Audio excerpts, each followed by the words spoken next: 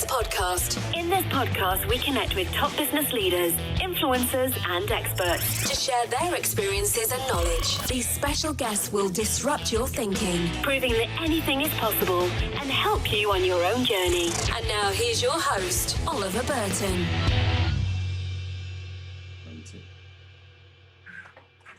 Hello and welcome to another edition of InformOl Meets, and today I'm joined by Jess Wilkinson, who founded Petal PR in 2015. Hi Jess. Hello, thanks for having me. Welcome. With everything that's going on in the world at the minute, not just with the global pandemic, it is more important than ever to manage yours and your business's public relations, both internally and externally, whether things are going well or not so well. This short podcast will give you food for thought and provide you with some top tips. So very quickly, before we get going, let's learn a little bit about you, Jess. So talk to us about Petal. So we set up in 2015. I'd like to take credit for the idea, but it was actually a client's idea. So I was working at a global agency, leading the corporate team in Manchester. And I'd worked with a client for a number of years, and he started saying, "You should do this yourself. We'd back you. There's room in the market for a niche player that focuses on corporate and B2B." So I didn't have that big leap of faith moment that some people have, and you kind of day one making phone calls and wondering where your work's coming from. So after a few, as you can imagine, slightly tricky conversations in leaving my previous employer, but getting everything out in the open there, I started with this one client, which was essentially a full-time job for me anyway in mid 2015. And what was really important to me, when I'd worked in other agencies, you across a really broad portfolio and you kind of a little bit at arm's length with clients. And what we wanted to do differently was kind of have one foot in the client and one foot as an agency that's independent. So we did that by spending time actually in clients' offices, working really closely with them as a team. I know everyone says that you're part of the team as an advisor, but we've really been able to do that because of our shape and size. So yeah, that was 5 years ago. Since then, we've grown to 5 people, and thankfully more than that one client as well. And we do work across the range of clients. Obviously, Forbes are a client. Yeah. So professional services. Where else? Yeah, so that's something else we've been quite fussy on. It's about a profile of client more than a sector. So we like to work with ambitious businesses that are going for growth, and that are good quality businesses with their own product or service offering. And then they're typically fast growth owner managed businesses. They might be private equity backed, and then also the advisor and funding community around that as well. So that's that market. Okay, great. So, and I guess just taking so people fully understand what falls under PR and public relations. Yeah. I think people might just think it's newspapers or media. What does it cover? What's the spectrum of? Yeah, so we talk in terms of communications rather than PR, but I guess PR is the more identifiable badge that people do think about. So a lot of what we do is raising clients' profile in the media, but a range of media. So your traditional newspapers and your trade industry press, but also broadcast and digital channels increasingly. That's not new, but I guess what is new is how that's become even more of a focus in recent months. But then also, events, wider digital social media comms. It is quite a broad and internal as well. It is a really broad range. And I think I've always been a big ambassador of managing your own PR as a person. And obviously you managed yours really well at the time for Petal to be established and for your own business as well. But I think it's so important to get that right for yourself and for the business, isn't it? Yeah. Whether it's you're in that crisis mode or whether you're in proactive growth mode. And I think if we then, I guess, move on a little bit to where we are in the current climate, there's so much going on in the world, not just with the pandemic. Yeah. But we've talked about within our business about what communications do we need, one, internally to keep engagement, to keep people informed of what's going on, so people know we're in control, and to give that confidence in the business, but also externally to make sure we maximize new opportunities. There will also be businesses on the other end of that spectrum that are thinking things aren't going so well. How do we manage this process, or negative PR, or someone said something in media and they've not thought about what they've said and it's all got blown out of proportion. You've got a full range within there, haven't you, of things that you're covering and you're supporting and helping with. Yeah, and I think that's the most important thing to say, because I know we are going to go into some tips and general considerations, but it really has to be completely bespoke and unique to your organisation, whatever, or to you as an individual. So that's whether you're telling a good story or whether you're managing a negative story. It has to be authentic. I know that word gets bandied around a lot, but it just won't work and it won't resonate with your audiences if it's not. I think what's really unique about where we are now, so I've managed issues and crises for organisations over the years, but typically it's happening to that business or maybe to their industry. It's never before to this extent been also happening to all of those audiences and everybody involved. So everybody's being impacted. So you've not only got to think about what's the right message for the business to communicate, but you've really got to think about, you know, how your audience's habits have changed, how sensitive they are to different types of news and what they're going to hear. So it's really complicated. But almost the worst thing you can do is just to put your head down at a time like this. It is about strong leadership and it is about open and transparent communication. And the businesses that get that and that raise the voice at this time, they will have a competitive advantage in the long run. And I think that's it, isn't it? Because there's we're in a really interesting time in terms of what news is featuring through. You know, if you open a newspaper or you look online, news has really shifted over the last 10 weeks. And, you know, you're seeing a lot of media really jumping on things which historically could have been a non-event. Yeah. Getting quite excitable about things because there isn't as much, or then really overbaking other things. As well, and you're just managing those expectations. If you take the coronavirus now, there are so many varying views of people on what is the right thing to do, the wrong thing to do. Have the government done this fantastically well, or have they not? Have they, you know, everyone's got their own opinion and views. Yeah. If you don't have one or make one, then you're not going to be heard, and you're not going to be, you know, you're not going to be found within any of that noise. Exactly that, and I think it's also about supporting your stakeholders as well. I think you know, whether that is your customer base, you know, what are they looking for? Is it to be entertained? Is it to be educated? Do they need to be informed and supported? Or wider stakeholders, so your trade associations, your own industry. What's been different about this experience as well is that we've seen organisations really collaborating and sharing what would otherwise be quite, you know, sort of behind the scenes information, so quite commercially sensitive information, because it's a shared challenge across a sector.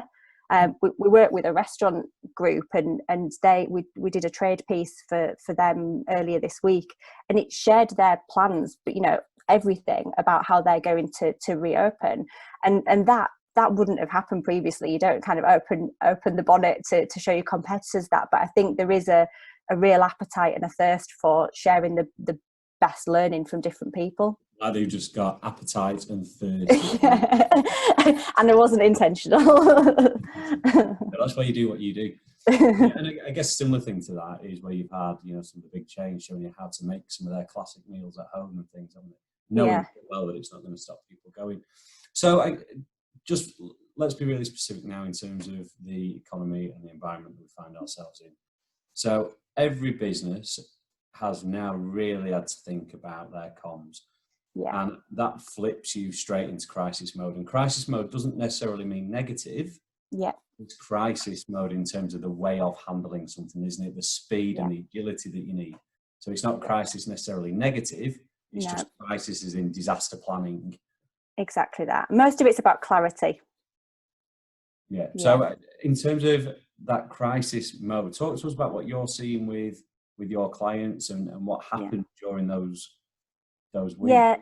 So I won't dwell on the last few months too much, but I think what we've seen is a similar pattern, but probably just happening at a different pace depending on what sector you're in and how strong a business was going into this.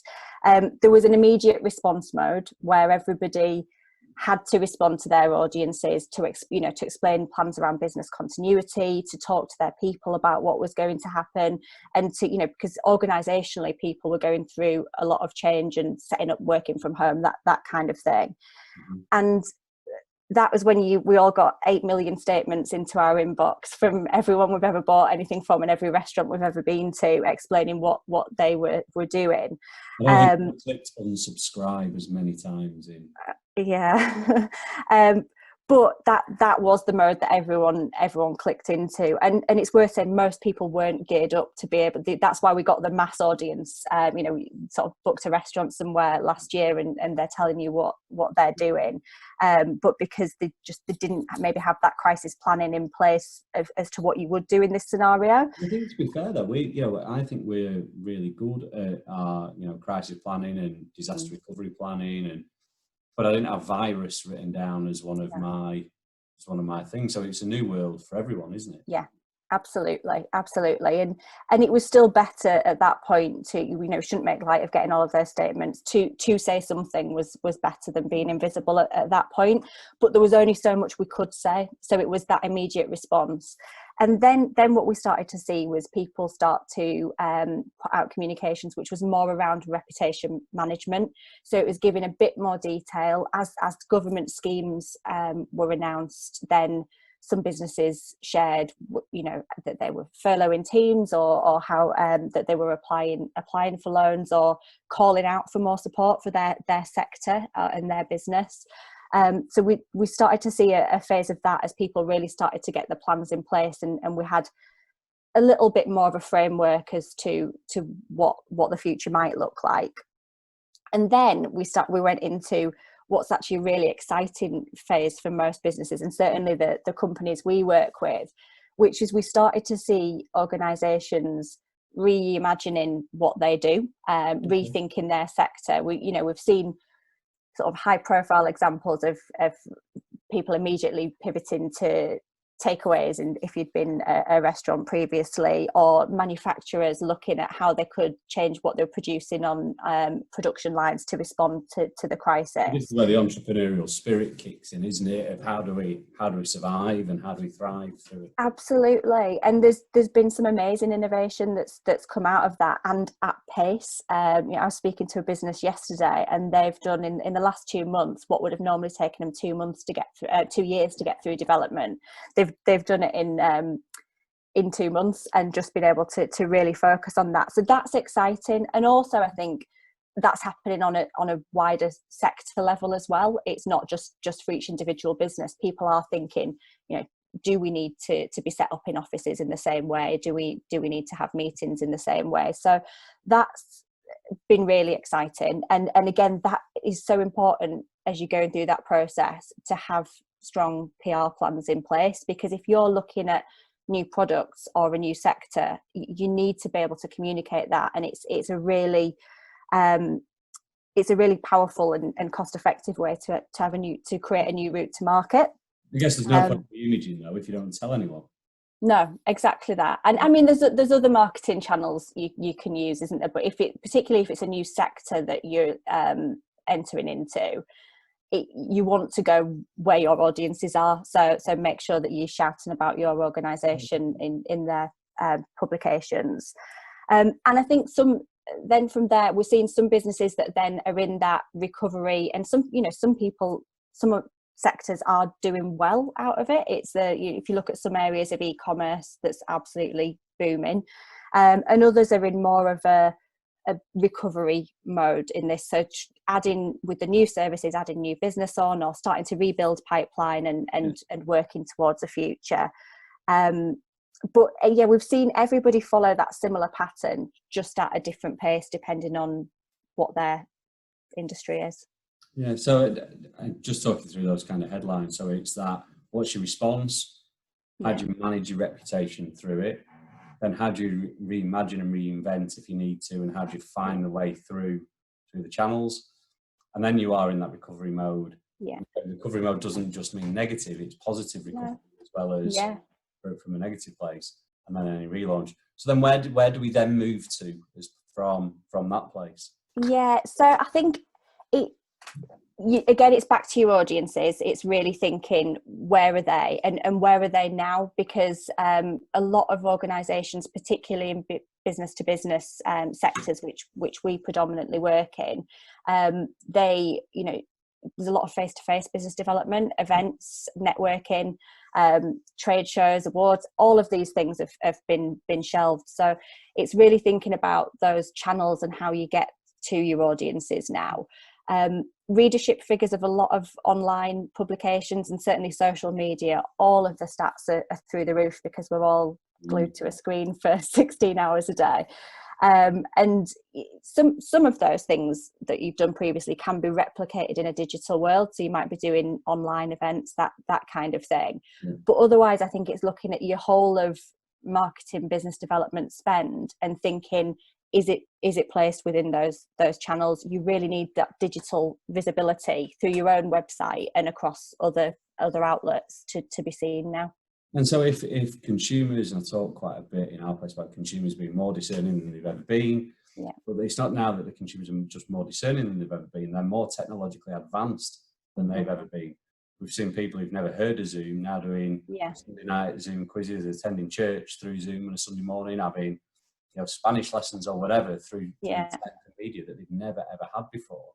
So if the consumer world has become more discerning, do you see from where we are now and the shift that everyone's had to do as now having some longevity in a massive shift in the whole way that the communications world needs to evolve? Yeah, without a doubt. And we've talked about it for a decade in our sector about how the world is digital, but in truth, there's been some audiences that haven't been there. I mean, you talked before about predictions you couldn't have made for 2020. My dad did a Zoom Pilates class with us. That's something I would have never, honestly, I would have thought you were... Your dad doing Pilates or both? Both. Just he's a straight talking Yorkshireman. I didn't think that would be, but people this lockdown. Yeah, exactly that. And I think I only give that example but even certain sectors, there are some industries where they just haven't. Yes, the technology's been there, but we haven't been using it. We certainly haven't been maximising it. And there's still been, you'll still talk to some people, and they say we do all of our business face to face. We do it through our own networking, and that's how we reach our audience. And they've not been able to do that. So yes, we've been able to replicate it to an extent with the support of tech, but also then it has opened other people's eyes to actually there's all of these other channels that we can consider as well to get our message out there. Yeah, absolutely. And I just think that evolution, people have just been forced to do it, haven't they? Yeah. And it is here to stay. So I guess then if those channels have moved and changed, I think there's still an education piece for people as well, so they get better at it. How do you then, we talked before about how you've got to have a view and you've got to make an opinion to actually stand out within the noise. Yeah. Or everyone now trying to pile into that space. How do you make yourself stand out in all that haze and fuzz? How do you actually hit the right people? And so it is different for every business, but it does start with the same process. So it is really looking internally first and thinking, what is it about our service or product what are the buyer behaviors of our audiences, and you need to work backwards from there. So there's lots of different tactics you can use. So thought leadership you mentioned there, or expert commentary. They're kind of the tools that we've got, but the most important thing is what do you stand for and what are you going to say? If you're a manufacturer, we work with a cleaning products manufacturer. It is really product led. Most of what we do, this is a better product to buy than that product, and that's the message. But also their people have got deep expertise that in the sector. They do loads of training. They've got and actually that's the value add. Otherwise, it is just that's a bit cheaper than that one, or it ticks another box. So all of the campaigns and the content we'd come up with for them is around their know-how, their expertise, because that's their point of difference. So I think it's about really being honest with yourself about your own business and where that is, because we talked about before there, people who say, well, we sell face to face, people buy our people. If people buy your people, they need to be profiled, they need to be out there, because that same buyer behavior will be replicated through other channels. You can only fit so many meetings in your diary a week anyway, so have the PR coverage and content out there working hard for you in the meantime. So how often do you see boring campaigns or boring kind of releases, which when it lands on an editor's desk, or if you're pushing it out through social media, it doesn't get the likes or the clicks or whatever else? How often do you see that? Too often. It's not easy to create content that stands out, because there is kind of a template out there, I guess, that people replicate. Again, that's about, and I think this is something we have a real skill in doing when we get to know a business. It's scratching to get that to that magic. What is, if you look at a professional services firm versus another, we've done exercises where you can go through some, and you can't, if you take the brand away, it sounds like the same business. They're describing themselves in the same way. But when you speak to people there, and when you speak to their clients, and when you understand the sector specialisms that they might have, that's where you find the real magic, and it becomes obvious what clients buy into. And so I would say it's about making sure that shines through everything you do. So it might be a standard press release of a new appointment or a new contract win, but rather than just writing the same one that the 5 people have written before, it's about really making sure that messaging comes across. It's an opportunity to sell other things, isn't it? Yeah. So we're talking a lot about the positive steps you can take to get your product or get your people out there. What about when the proverbial hits the fan? Or you are in that moment of things aren't going well, things aren't great. And how do you manage that as a process? Because unfortunately, some businesses through this time are going to be struggling, and aren't going to be coming up for air because they're just so busy trying to keep things going. It's so important to get this right, isn't it? It really is, and we've seen some high profiles of villains emerging, haven't we, in the media, that get kind of put up as bad examples. I think your ideal, your sort of perfect scenario would be there's a plan and an approach beforehand. It's worth saying that's not often the case, but you've got a crisis plan in place, so you at least know who needs to be involved in the conversation, coming up with a response, and the steps that you'd go through to address those and key messages.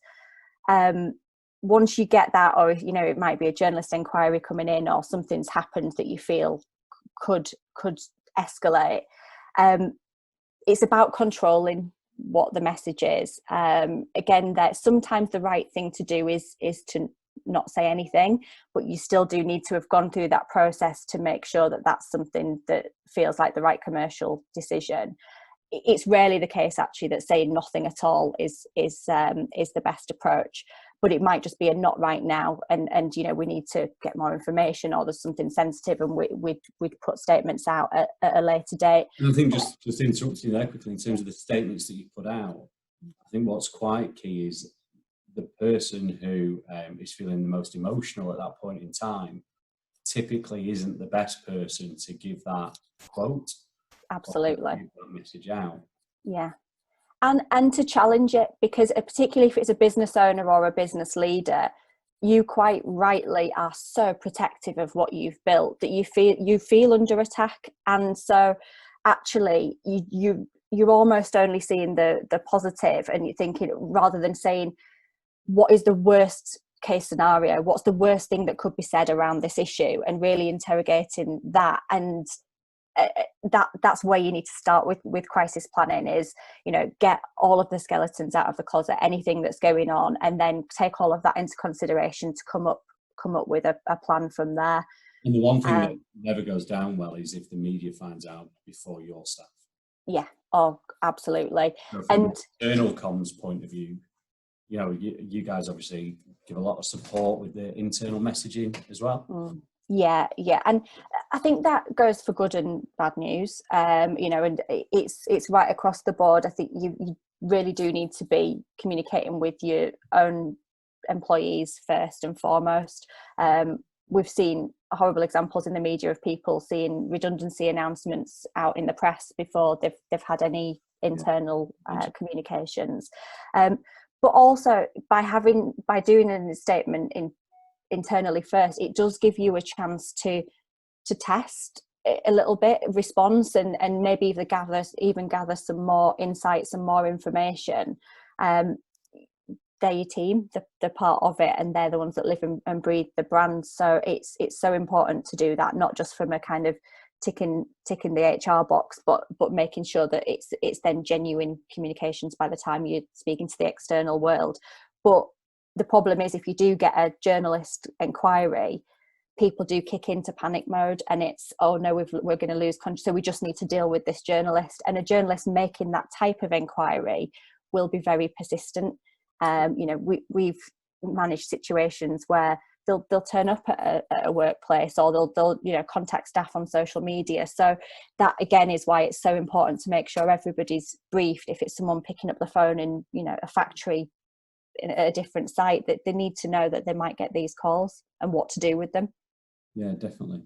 So I guess just before we move on to some kind of some takeaways for people and some kind of your top tips, if we can term it as that. Yeah.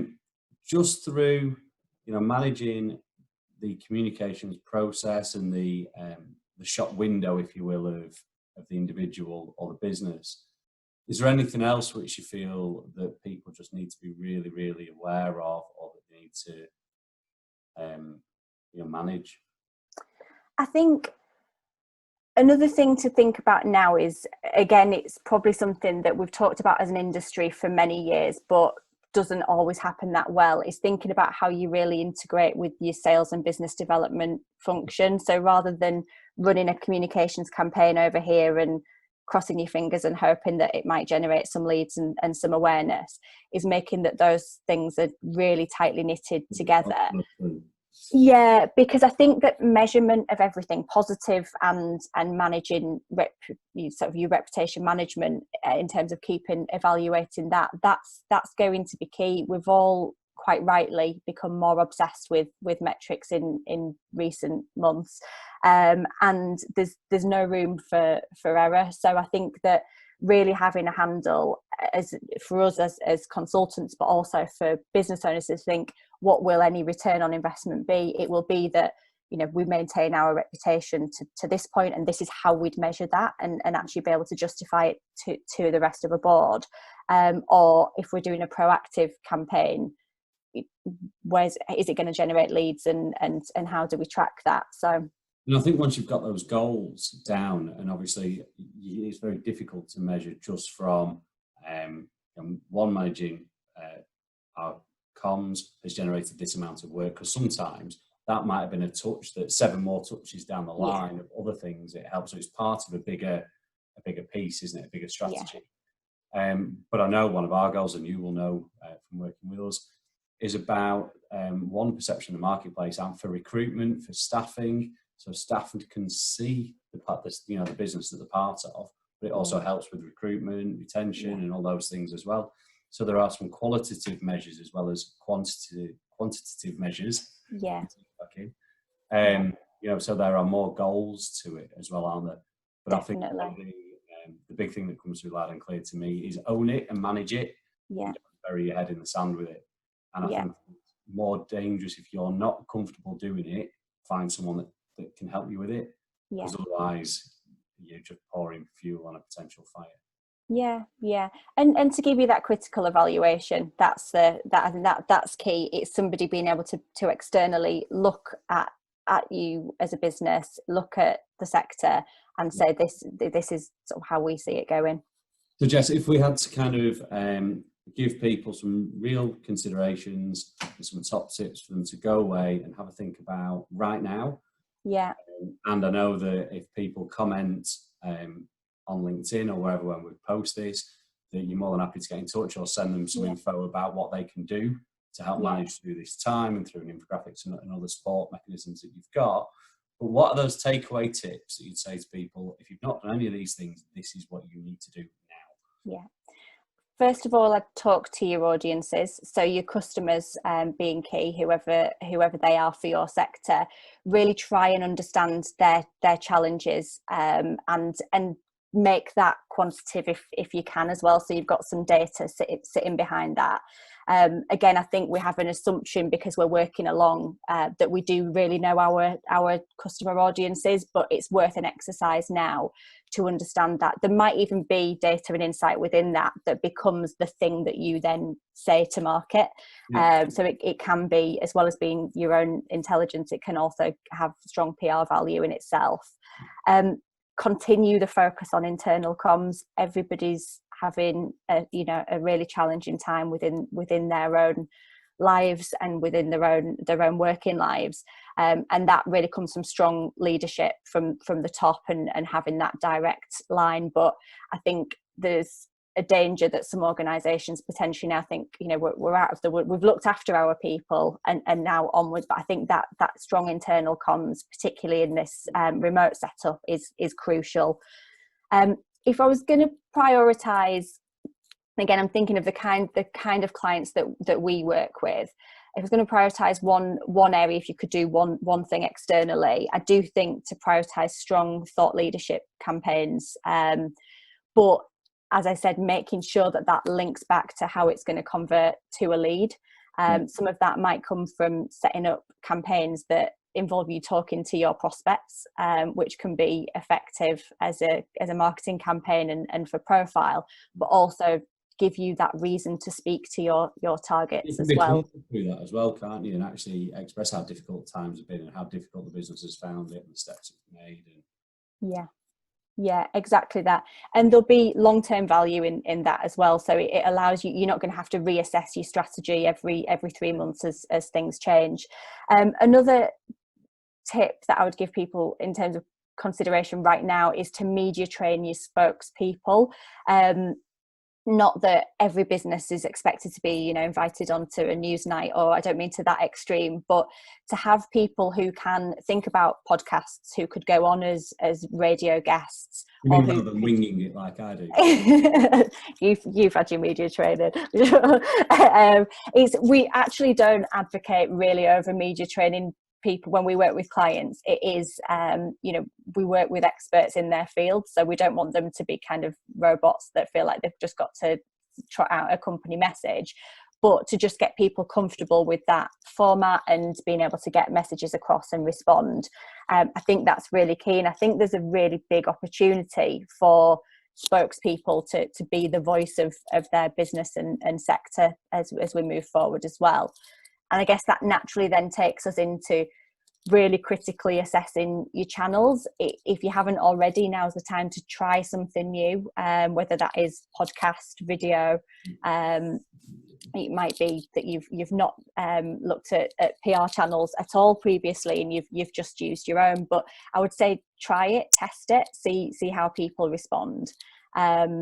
Because anyone doing something differently now, there's a really good chance they're going to be able to steal the march on their competitors. Fantastic. So I guess a bit of a shameless plug, Jess, that you can help with all of these things. As it happens, yeah.